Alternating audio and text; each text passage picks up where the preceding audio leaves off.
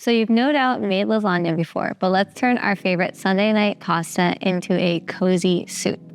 This vegan lasagna soup is plant-based and packed with protein and veggies, and no one's gonna know that it's vegan.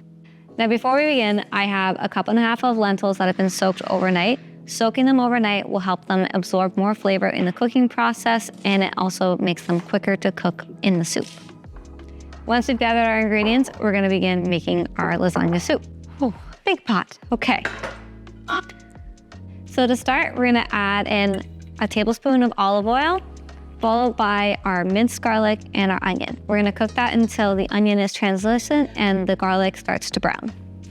Now, once our onion has cooked down a bit and it's translucent, we're going to add in our lentils. I've just rinsed these off so that we're not adding in the water that we've been soaking them in.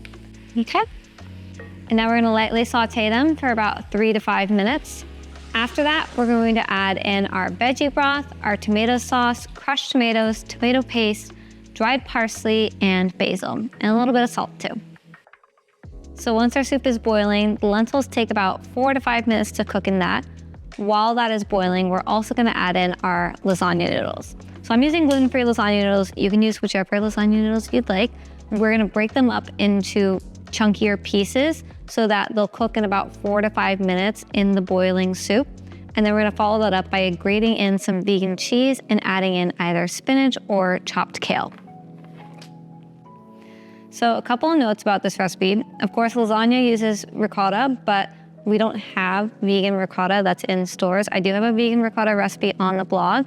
It's a little bit more work to make. It is an easy recipe, but it's just an extra step that you might not wanna do on a Sunday night. So using store-bought vegan cheese totally works fine here.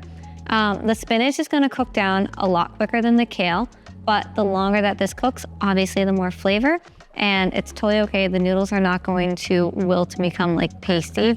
It's all going to work as a lasagna soup that you can serve throughout the week. And now we serve. Top with a little bit of extra vegan cheese, sprinkle on some extra basil, and you're ready to dig in. And the best part is that leftovers get better and better because everything just continues to intensify with the flavors. So the full recipe can be found on my site, thebananadiaries.com. Full recipe is linked in the description box. Be sure to hit the subscribe button and the bell notification to be notified when more recipe videos like this pop up on your feed. And I'll see you on the next one. Bye.